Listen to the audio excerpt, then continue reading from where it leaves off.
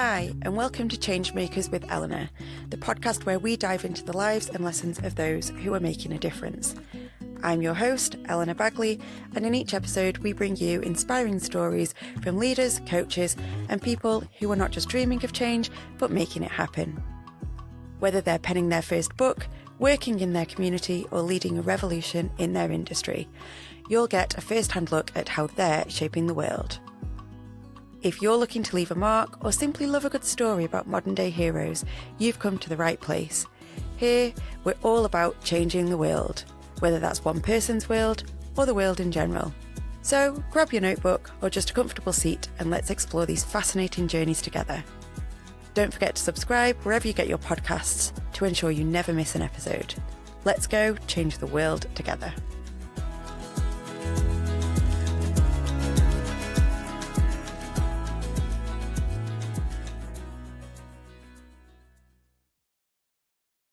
Hi, so in this week's episode, I'm delighted to invite Claire McNaney onto the show. So Claire, do you want to tell us a little bit about yourself, who you are, where you're from, what it is you do? Hi Eleanor, thank you for that introduction. So I'm Claire McNaney and I work for Gateshead Council's public health team and I'm the programme lead for suicide prevention and mental health. I've been in that role for 2 years nearly, and prior to that I was a police officer for 18 years. A little bit about me. I come from County Durham. I'm a middle-aged woman, so navigating the joys of perimenopause, and I love doing sport. Oh, well, lovely, lovely. And obviously with your role, we are going to be talking about some kind of quite difficult topics today. So did you want to share anything about that before we get started?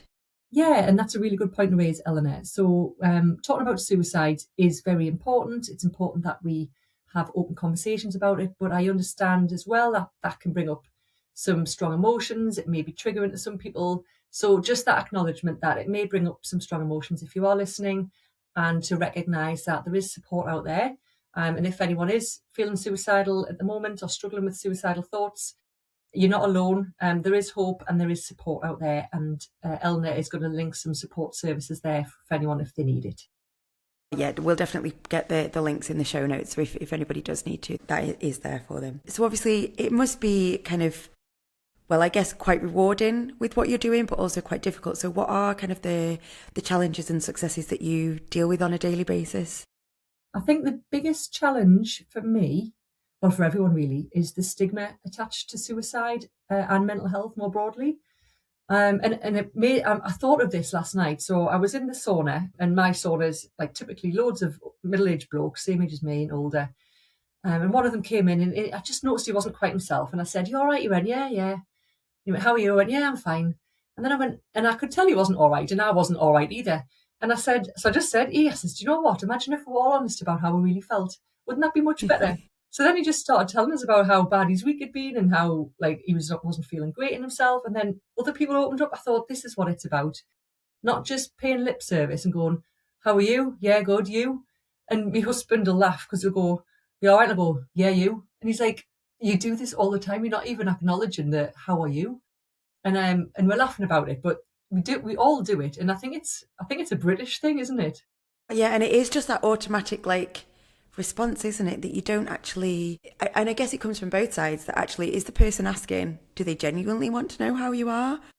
And then the person responding, it's just that learnt behaviour that we just respond, yeah, good, or yeah, fine, even though you've probably got a million other different things going on that actually, no, I'm not okay because of this or that or the other or whatever it is. But I guess it's from both sides that actually, do we ask the question because we genuinely want to know the answer?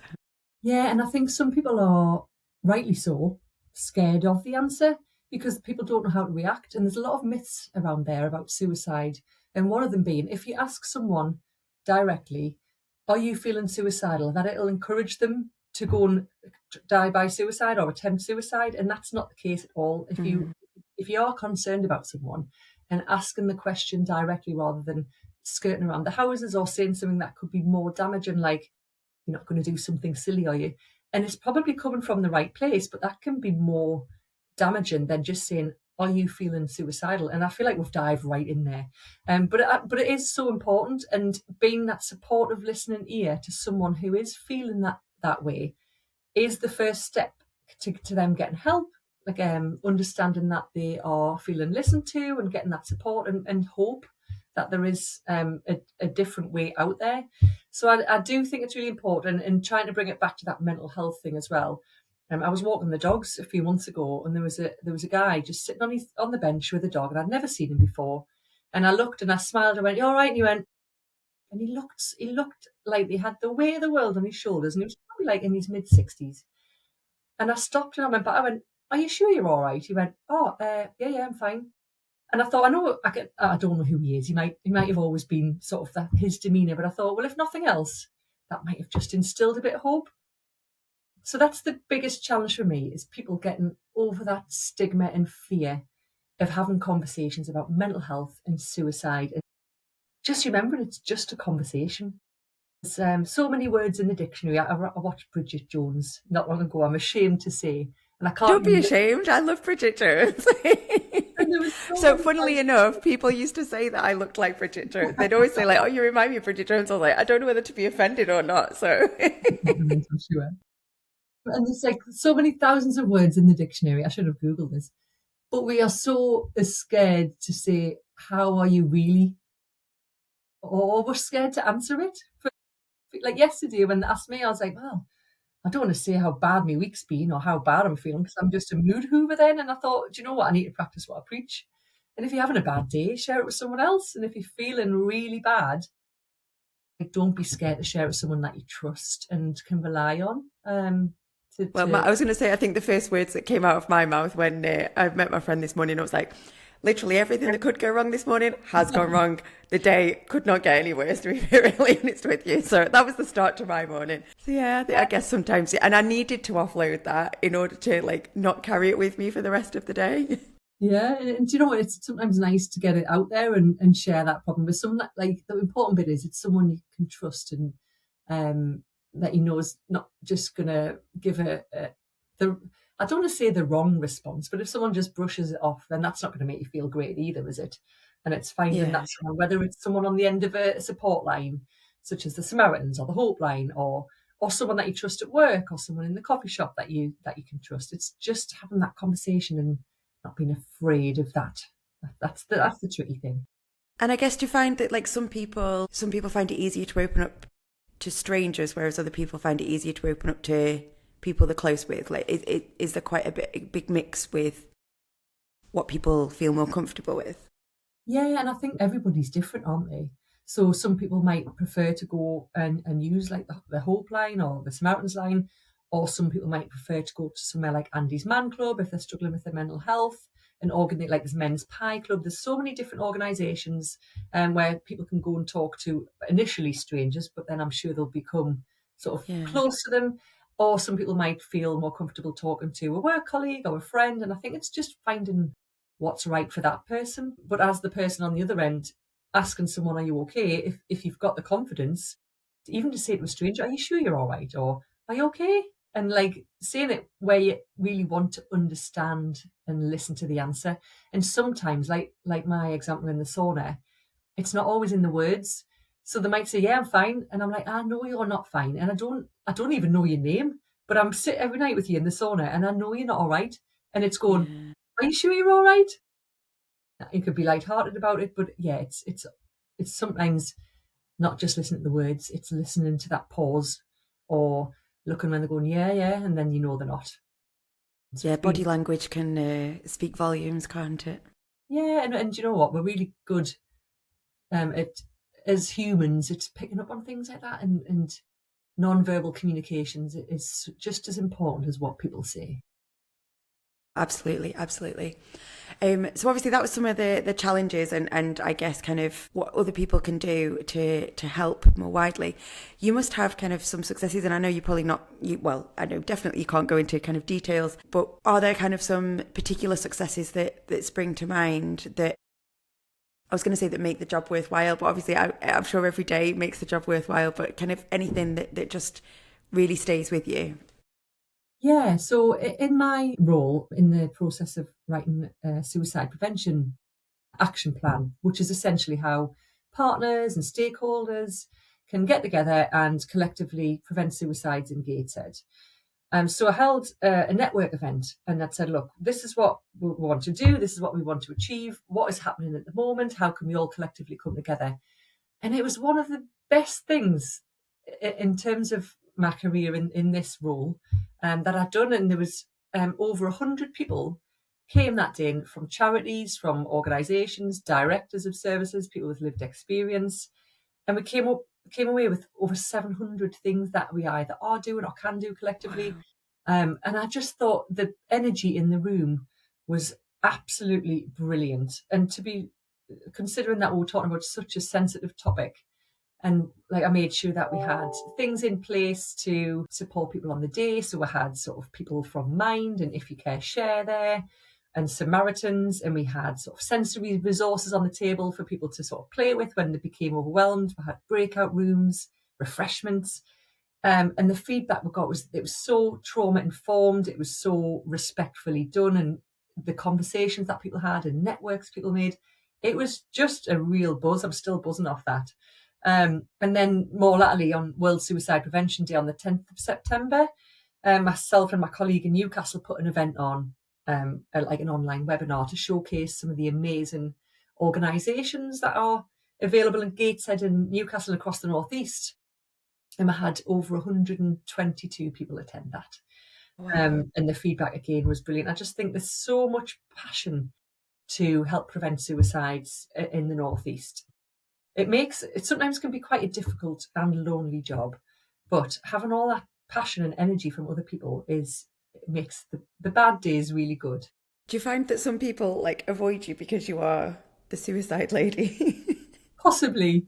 I haven't noticed that yet. Did you know I found the opposite since working in Gateshead Council? Everyone is so keen, and if they have avoided us, it's probably because my head's too far doing my work that I haven't even noticed. And you'd hope not. But yeah, there probably will be an element. But I have noticed that there is a reluctance to talk about suicide. Some people are really passionate about it in the organisation. Others are a bit, like, rightly so, apprehensive and scared, I think. And it's not for me to say, well, you shouldn't feel like that way, because it's legitimate fears. And that's my job to try and figure out how we get around that.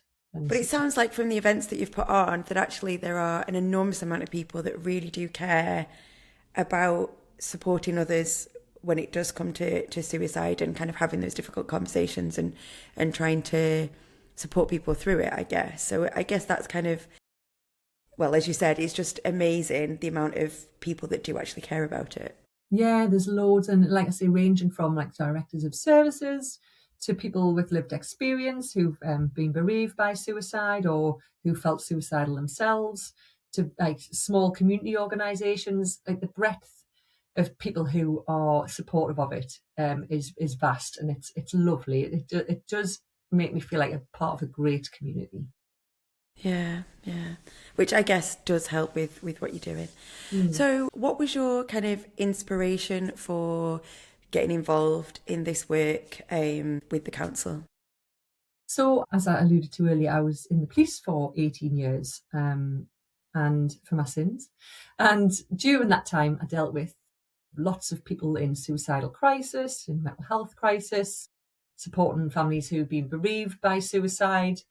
And this opportunity came up with the public health team. And I thought, this is a nice sidestep into what I've loved doing, because I did some public health work in my other role around drugs and alcohol. And I thought I really enjoy that public health aspect and helping people in a different way. I think my time with the police had been done. I'd done my bit of 18 years. So I was ready when I've had my family, and thought, look, do you know what, let's sack off all the night shifts and all the putting your life on the line every day. I've done that for 18 years, that's enough. So I applied for this job. But yeah, like I say, working in the police, come across lots of people who were struggling along these lines. And one story in particular that stayed with me is one that I'd like to share now. And essentially it was a lady who'd been sexually assaulted by her friend's husband while she was asleep. And she had the courage and the strength to report it to the police. And not only report it, but then sort of follow that through and go to court. And that took months and months, sort of 15 months of an investigation, as you can imagine. Yeah. And that included sort of downloading our phone. So she was concerned about what people were going to see on our phone, like personal things, sort of physical examinations, video interviews, a very intrusive process, which took months. And so after sort of the 15 months of investigation, this lady went to court, and she saw her attacker. He pleaded not guilty, but he eventually was found guilty, and he was sentenced to 16 months. So that was her opportunity then to sort of move on with life and think, right, great, and put all the past behind us. She had like a new role at work to look forward to. She took on the role of a Wellbeing Champion to help other people in her organisation sort of struggling with their mental health. She had sort of counselling, medication, like antidepressants to really like throw herself into her recovery. And then as part of her wellbeing role, she went to a mental health conference where there was some person talking about their suicide attempts, and they were talking in quite graphic detail about their suicide attempts, which we would never recommend now. We sort of keep it very vague, and how this person was feeling great and recovered. And then this female was saying to herself, like, why do I still feel so bad? Why has what has worked for him not worked for me? She was trying medication, counselling, everything. And from the outside, everything looked great. She had a great career. She had friendship groups from when she was at school, a partner who she was about to get married to, like family, no debts. She didn't tick any of those risk factors that are widely known. She was thinking, why am I still feeling like this? And at that point, she felt like the only option to get out of the pit of despair she found herself in was to try and take her own life. And it came as a shock to everybody. But thankfully, she survived that suicide attempt, and then she made it her mission to really help people who are feeling in the same position, and just to say to people, like, your journey is not the same as anyone else's journey, but there is always hope and recovery out there. And if you haven't already guessed, that lady is me. So the person I hadn't actually. Oh my God, like seriously. Oh, wow. So that was how I then segued into suicide prevention. I thought, do you know what? I'm going to turn this negative experience, which it followed me around for 10 years, essentially. Like, changed my job from frontline policing, because I was like, I can't ever imagine going to deal with sort of a rape victim or a sexual assault victim and being professional about it. So I went into like a back office role. But yeah, it followed me around for 10 years. And that's how long sometimes recovery takes. But yeah, my message from that is, don't compare yourself to anyone else, but do know there's always hope. So for me, suicide is an absence of hope. There is always hope. There is always a way to find recovery. You've just got to find what works for you. So don't be like put off if anyone watching this thinking, well, she managed to do it and like sort of recover. She managed to recover, is what I mean. It's just finding what works for you, and there will be something that works for you. I don't even. No. It's like I just don't even know where to go. That is. I did wonder where it's going. I did wonder whether kind of I hadn't expected that person to be you, and I was thinking, oh, okay, where was it going to go? And I should have brought some tissues with me today. Never even thought about that. But yeah, I had wondered where that was going. But that it does show that kind of. Actually, all the amazing work that you are now doing wouldn't be happening if you weren't here. And actually, how much of an amazing person you are, and that ripple effect of how many other amazing people are there that are out there that possibly can't even see that in themselves yet. And it's just that kind of just hanging on, and as you say, finding the right support, finding the right people, and just keep going until you get to that point. Yeah, 100%. Wow.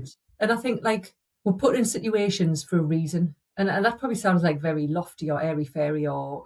No, I totally agree. Like I believe everything happens for a reason. I genuinely do, and so I'm totally with you on that. Yeah, and I spent years being angry at that situation, and I think it made it doubly difficult. Like being in that situation anyway is awful. But the situation, like I can laugh about it now, but it was my colleagues who were investigating it, and my colleagues who downloaded my phone. And now, like, me and my friends send stupid pictures of each other, and I was like, oh, my colleagues are going to see that. And then, like, the speculation in that organisation, oh, why is Claire off work? And it was like all the rumours and everything. I was like, oh, this is horrible, this. And that just made it all the worse. I don't even know where I'm going with this. But I loved your point there of anyone out there who might be struggling now, look to where I am and what brilliant things you can do with your life. And it might be that the awful situation that you're in now, you're in it, and then you can use your experience to help other people. That's where I'm going with that, I think. There's always something at the end of the pit of despair and the dark tunnel. There's always a little light somewhere. Just need to find it. Yeah. And there's that kind of the analogy. I'm still trying to kind of wipe the tears out of my eyes and off my face here. But the thing about the lighter, isn't it? And that actually sometimes when if you've got a lighter and you're trying to light it, and if there's not actually enough fuel left in there, it won't quite light. But if someone else brings a lighter to it, it can actually light your lighter. And sometimes I guess kind of you're at the end of that, you've run out of your fuel within there, and you just need that bit of something from someone else to kind of reignite you and find that light again.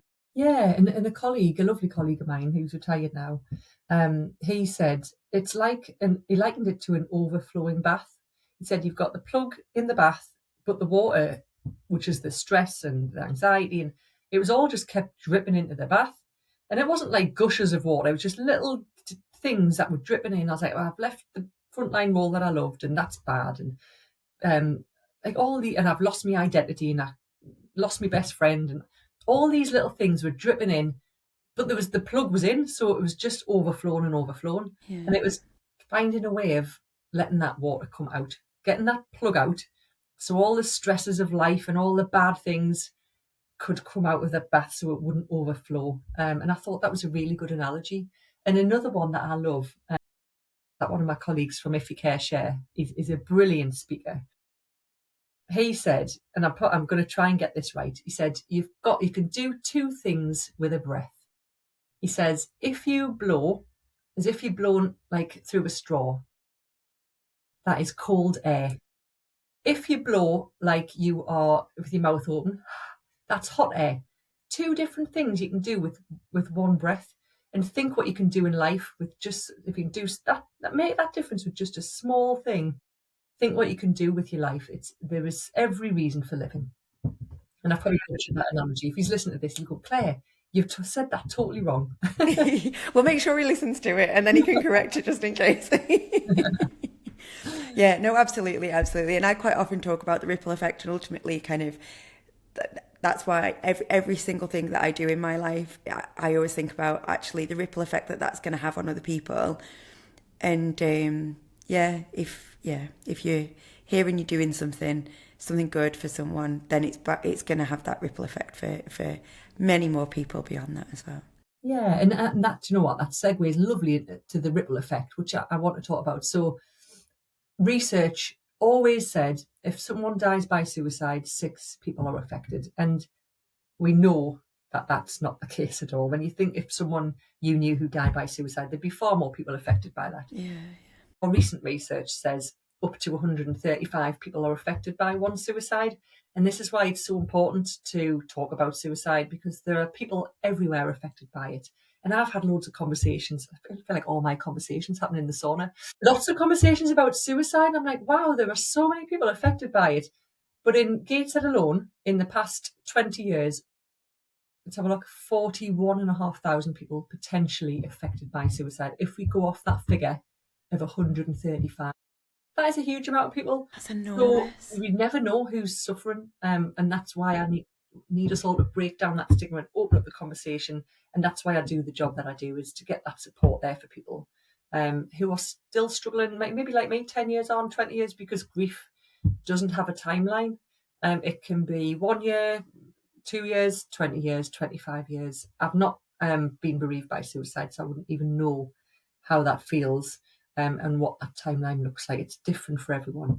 But it was a shock to me to think all of those people in amongst us, around us, are affected by suicide. But I guess you've got the bereavement as well. So when you said you lost your identity a little bit within that, there's almost, well, it's not almost, it is bereavement. Bereavement doesn't just have to come from death, does it? So like, I guess in that process, you were kind of, you'd lost part of yourself and who you were. So I guess there's kind of that work around grief and bereavement is even wider, not just around kind of a person who has committed suicide. So it's important from that aspect to kind of have even wider conversations, I guess, isn't it? Yeah, and I think language is really important as well. And you know what, I will pick up on it, and it's really cringy to do this, but I have to, because until I started this role, I always said, and everyone says it because they don't know, like the word committed suicide, and it's what everyone says. Have I just said that? You know what? It's fine though, because people don't know, and do you know, in some ways, I'm glad you have, because people say it and they don't realise that it could be that it's got connotations to crime, because it used to be a crime. Yeah. And I would like to say, like, I've tried to be more aware, because I do have a friend whose sister committed suicide. I have to say again. It's hard, isn't it? It's hard. Yeah, and I know she's kind of done where I've looked at kind of the language that she uses around it, and it did make me think, and I can't for the life of me now think what she did say. Suicide. But died by suicide. Yeah. Okay, yeah. So died by suicide.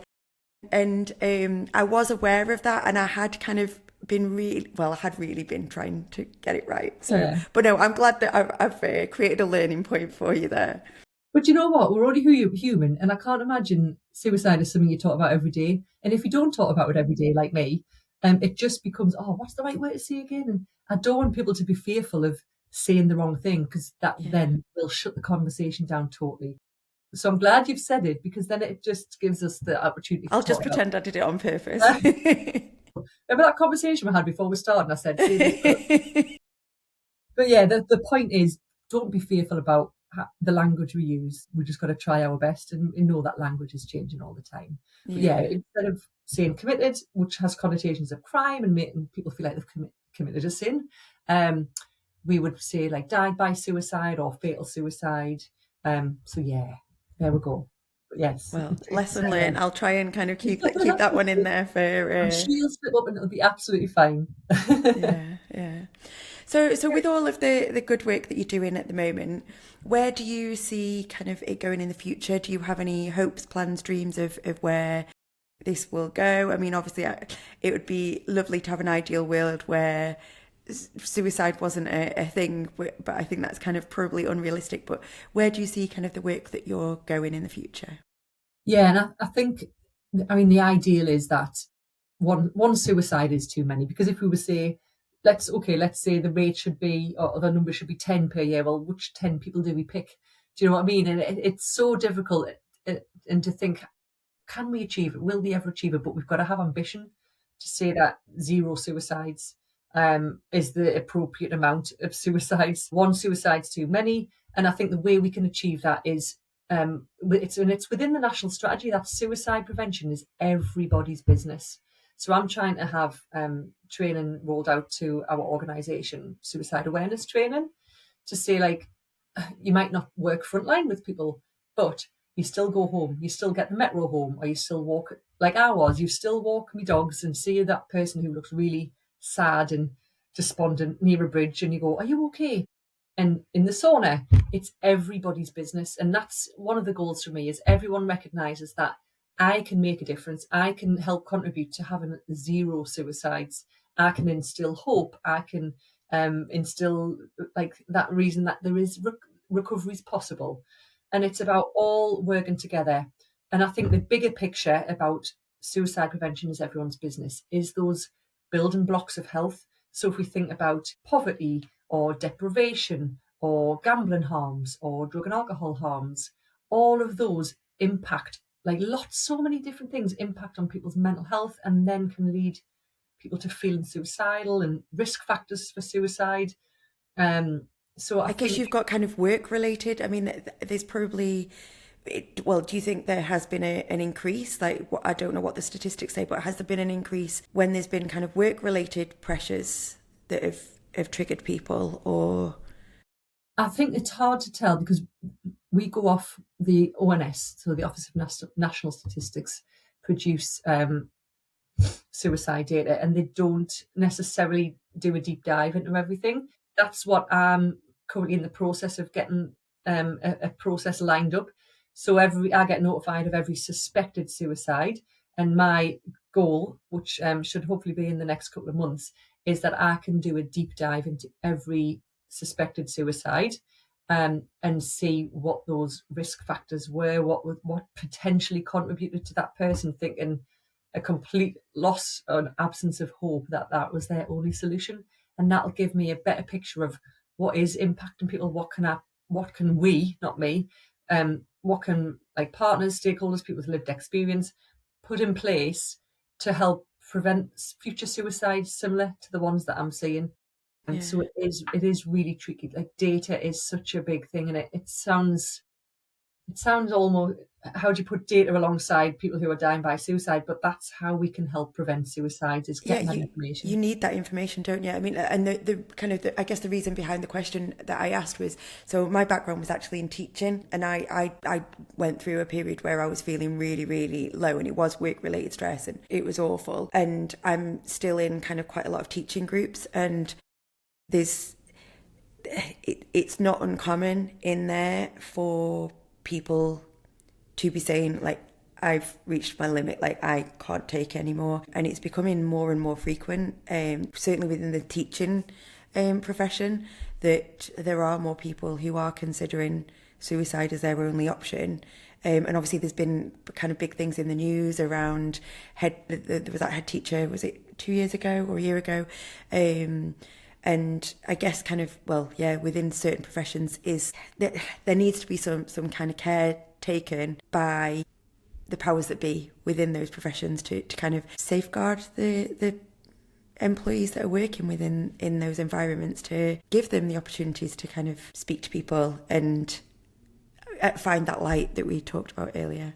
And having that well-being sort of well-being opportunities throughout the workplace in place for people, and the right support services in place in each organisation, and again encouraging people to have conversations. And there's some great training. It's hosted by the Zero Suicide Alliance, and it's a 30-minute free course. Anyone can go on. We've got it on our learning hub at work, so anyone can do it voluntarily. But I think everyone should undertake that course, because it just gives you an idea of how to recognise what the warning signs are of someone who's feeling suicidal, recognising risk factors, for example, so if someone's struggling with their mental health, or a recent bereavement or separation, and how to have a productive conversation about that, like a supportive conversation, should we say, and where to signpost people to. So that training is free. Anyone can do it. You can host it on your organisation's sort of learning site, and that could be just one of many things that organisations can do to support people's mental health and people who are feeling suicidal, and understanding the thoughts and why people are feeling that way, and what's happening in their life, like those wider building blocks of health. What is going on in their life? Are they on the poverty line? Is there something that you can put in place around that?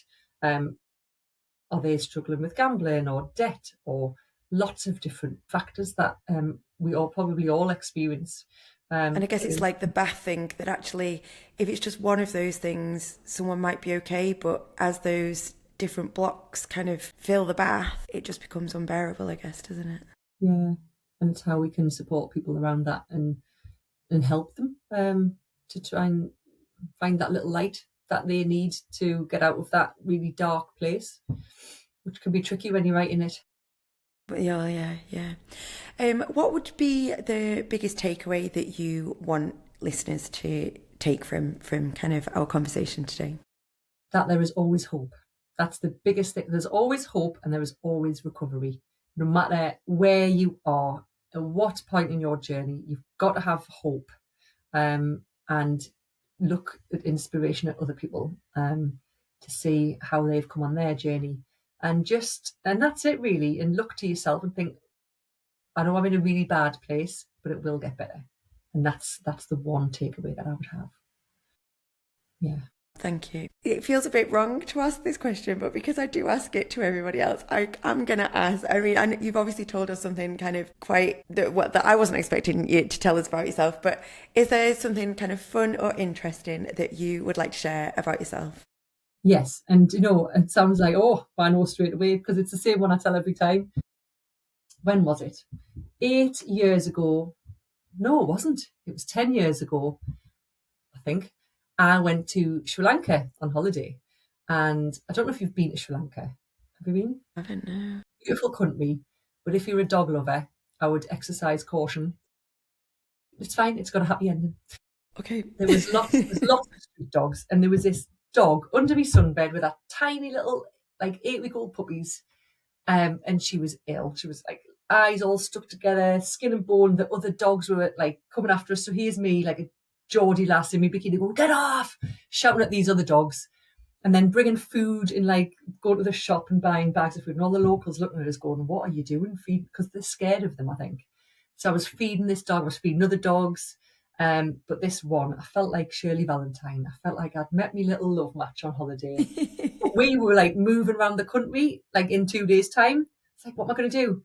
Cut a long story short, I ended up finding a sanctuary where the woman's based in London. She sent a vet, 8-hour journey to get her. Some humans hadn't been nice to her in that meantime. Took her to the sanctuary. She was there in quarantine for 6 months, and then she came to live with me. And she died last year at the ripe old, I can't remember how long. She was 10 or 11 when she died. So it must have been 8 years ago. She was about 11 when she died, had a lovely long life. A puppy lives down the road. They'd never found the other puppy, so that must have had a lovely life in Sri Lanka on the beach. But our first experience of snow was just lovely. I was thinking she's never experienced snow. So she was little mama dog, and she had a beautiful life with us. So that's my interesting fact. Yeah, fundraising. I managed to bring over, I did loads of fundraising, and there was a local businessman. And I don't know if you travel along the A1, you'll see D.A. Johnson, and he hires out like JCBs and plant equipment. He just rang us. He went, hey, Claire, how much money do you need? Because I'd done this like GoFundMe page. I'd been on BBC Northeast. And they were like, he just rang us. He went, how much money do you need? I went, I don't know. So I just give him this figure, and he gave us that. He gave us a load of money. And I was like, wow. And in the end, I raised £10,000. And people are like, that money could have gone to British dogs. I was like, all right, here we go. But I brought 4 dogs over and 2 cats, and they've all had lovely lives ever since.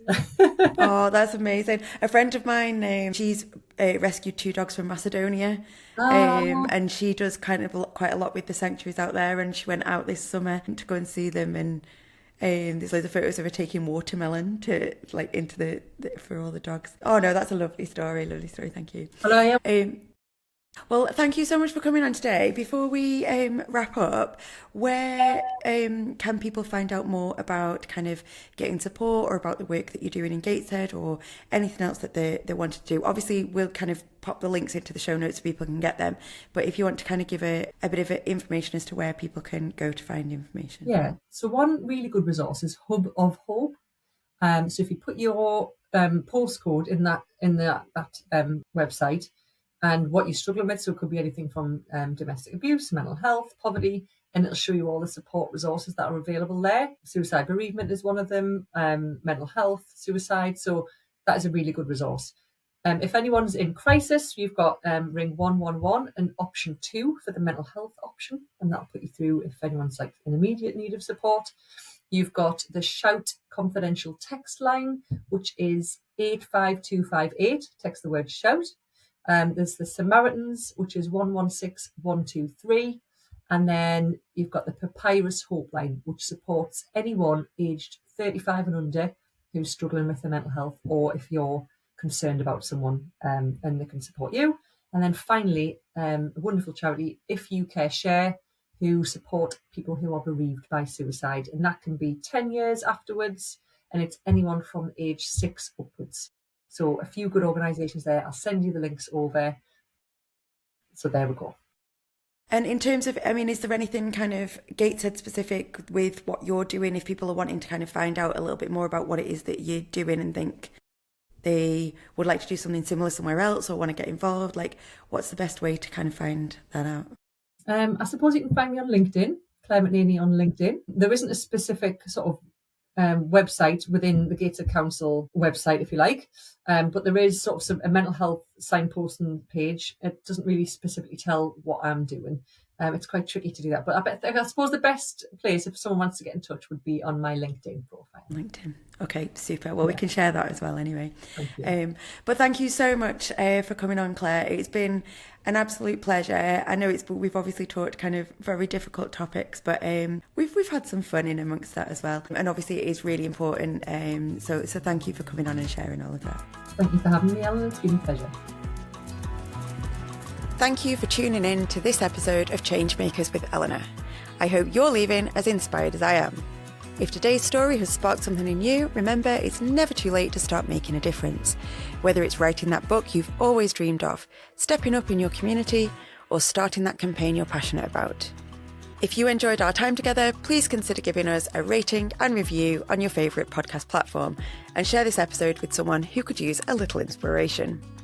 Your support helps us to reach more changemakers just like you. Join me, Eleanor, in the next episode for another deep dive into the stories of those who dare to dream big. Until then, be your greatest. See you next time.